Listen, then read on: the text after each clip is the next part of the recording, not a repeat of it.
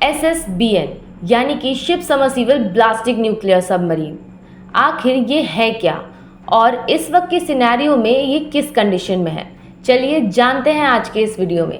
नमस्कार, मैं हूं अर्चिता और स्वागत है आपका इस नए वीडियो में। अगर हम बात करें शिप सबमर्सिबल ब्लास्टिक न्यूक्लियर सबमरीन की, तो IANS अरिहंत देश की पहली ब्लास्टिक मिसाइल से लैस न्यूक्लियर पावर सबमरीन है, जिसका डिटरेशन ट्रायल नवंबर 2018 में ही पूरा हो चुका है और अब इसकी नई सीरीज की सबमरीन को बनाया जा रहा है, जिसका वजन 13,500 टन होगा। इस न्यूक्लियर पावर ब्लास्टिक मिसाइल सबमरीन का नाम होगा S5 Arihant class SSBN submarine से दुगने वजन की होने वाली है। इसमें 12 न्यूक्लियर मिसाइल्स लगेंगी और इसके रिएक्टर को भाभा एटॉमिक रिसर्च सेंटर द्वारा बनाया गया है। इसके हल को एंटी सोनार प्रॉपर्टीज मटेरियल से बनाया गया है। भारतीय न्यूक्लियर सबमरीन प्रोग्राम को करीब 4 दशक हो चुके हैं। करीबन 2 दशक हुए हैं जब इस सबमरीन ने अपना शेप यानी आकार लेना शुरू कर दिया है। इसे पहले एडवांस टेक्नोलॉजी वेसल्स के नाम से जाना जाता था। बाद में इस सबमरीन टेक्नोलॉजी डेमोन्स्ट्रेटर को IANS अरिहंत का नाम दिया गया और ये बड़े ही गर्व की बात है कि 2 दशकों की कड़ी मेहनत के बाद DRDO ने सबमरीन को सी टेस्टिंग के लिए सी में उतार दिया है। इसे न केवल ट्रायल्स के लिए उतारा गया है, बल्कि इंडियन नेवी में शामिल भी कर लिया गया है और अब ये सबमरीन आउटर सी एरिया में डिटरेंस पेट्रोल भी कर रही है।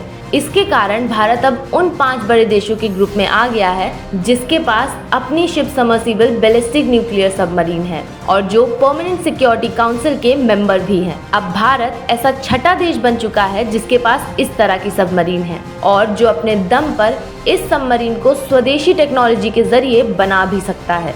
इस तरह की स्वदेशी टेक्नोलॉजी से बने वेसल्स के कारण दुनिया के अन्य देशों का भारत को देखने का न केवल नजरिया बदलेगा, बल्कि इस टेक्नोलॉजिकल स्टेटस के कारण अंतर्राष्ट्रीय राजनीति और इंडियन मैरीटाइम सिक्योरिटी गोल को भी ये बदल कर रख देगा।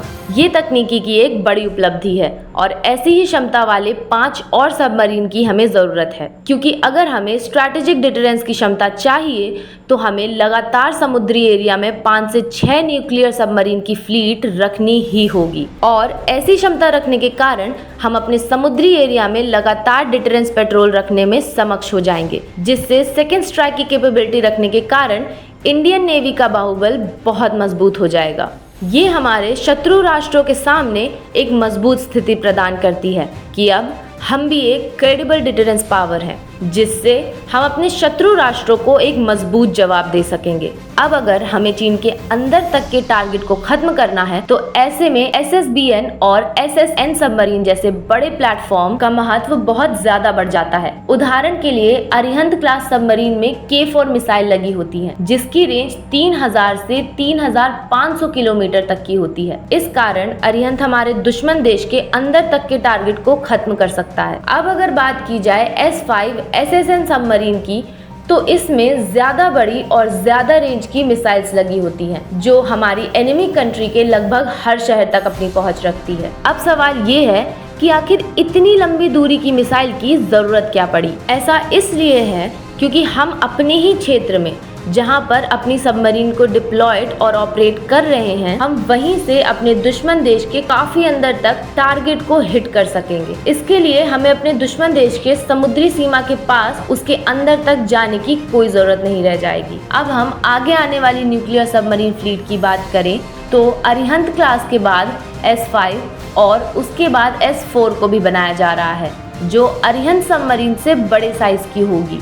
अब अगर बात करें अरिहंत और S4 सबमरीन की, तो अरिहंत क्लास एक टेक्नोलॉजी डेमोन्स्ट्रेटर सबमरीन है।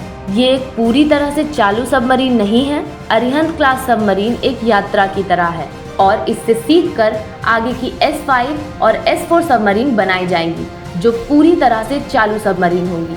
अब अगर आप समुद्री एरिया में किसी खतरे के बावजूद भी मजबूत बने रहना चाहते हैं, तो आपको पहले से बेहतर और आधुनिक टेक्नोलॉजी, पहले से बेहतर सेफ्टी प्रोसीजर चाहिए ही चाहिए होंगे। ये टेक्नोलॉजी ऐसी नहीं है कि आप इसे 5 साल, 10 साल या अगले 50 साल में बना लें। ये एक लंबे समय तक चलने वाली प्रक्रिया है। अब अगले 10 से 15 साल के आगे के समय को देखा जाए तो हम S4 और S5 सबमरीन को देखेंगे, जो न सिर्फ तकनीकी रूप से एडवांस होगी, बल्कि ये हमारे इंडस्ट्रियल पावर को भी दुनिया के सामने रखेगी। इसलिए ऐसी न्यूक्लियर सबमरीन आपको अपने ही बलबूते पर अपने अनुसंधान एवं विकास के जरिए बनानी होगी। तो चलिए अब बात करते हैं 3 ऐसी क्वालिटीज की जो कि SSBN सबमरीन में होनी ही चाहिए। सबसे पहले ये स्टील्थ सबमरीन हो, जिससे इसकी जगह का पता ना चल सके। दूसरी, ये बेहद लंबी मिसाइल हो जो स्टैंड ऑफ रेंज से अटैक कर सके। तीसरी, इसका कमांड और कम्युनिकेशन सिस्टम फुल प्रूफ होना चाहिए, क्योंकि SSBN सबमरीन का कैप्टन अकेले ही मिसाइल फायरिंग की परमिशन नहीं दे सकता। साथ ही उसे नेशनल न्यूक्लियर कमांड अथॉरिटी से भी परमिशन लेनी होगी, जिसके हेड खुद प्राइम मिनिस्टर होते हैं। इसके लिए एक बेहद भरोसेमंद कम्युनिकेशन सिस्टम होना बहुत जरूरी है, लेकिन साथ ही साथ एक मजबूत सिक्योरिटी सिस्टम भी उतना ही ज्यादा इंपॉर्टेंट है। देखा जाए तो इसके लिए पूरा एक इकोसिस्टम होना चाहिए जो कमांड और कम्युनिकेशन सिस्टम को एक्टिव और ऑपरेशनल रख सके। अभी कुछ ही समय पहले चीन ने JL-3 मिसाइल की टेस्टिंग की। इसे लेकर पूरी दुनिया में एक हड़कंप मच गया और हर देश पहले से बड़ा और बेहतर प्लेटफॉर्म बनाने में जुट गया। अमेरिका कोलंबिया क्लास की सबमरीन, रूस बोराई एवं बोराई M क्लास सबमरीन और चीन टाइप 96 सबमरीन को डेवलप करने लग गया और इसीलिए न्यूक्लियर डोमेन को लेकर इंडो पैसिफिक रीजन में एक मुकाबला होने लग गया। किसी भी देश की राजनीतिक रणनीतिक आजादी, राजनीतिक इच्छा शक्ति, राजनीतिक निर्णय लेने की क्षमता और विदेश नीति बहुत हद तक उस देश की सैन्य ताकत पर निर्भर करती है और एक मजबूत सेना ताकत कभी भी विदेशी हथियारों के दम पर नहीं आ सकती। अब हमें भी भारत को एक मजबूत सैन्य ताकत बनाना है, तो अब हमें भी हर तरह के वेपन सिस्टम और वेपन प्लेटफॉर्म को अपने ही तकनीकी दम पर स्वदेशी रूप से विकसित करना होगा। इस बारे में आपकी क्या राय है? कमेंट सेक्शन पर हमारे साथ जरूर शेयर करिएगा। Thank you so much for watching the video. जय हिंद, जय भारत।